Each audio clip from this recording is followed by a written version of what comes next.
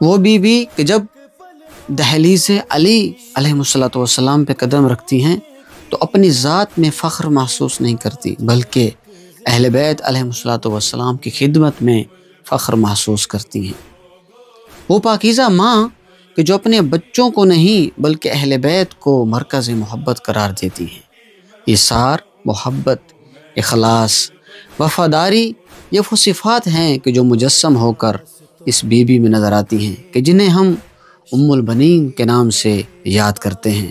آپ نے اپنے بچوں کی تربیت ایسے کی کہ اپنے جوانوں پر کبھی فخر نہ کیا، بلکہ راہ کربلا میں شہید ہونا، مظلوم کربلا کے ساتھ شہادت کو حاصل کرنا آپ نے فخر سمجھا۔ اس لیے جب مدینہ میں خبر پہنچی تو آپ سب سے پہلے یہی پوچھتے ہوئے نظر آئیں کہ میرے حسین کی کیا خبر ہے، اپنے بیٹوں کا سوال نہیں کیا۔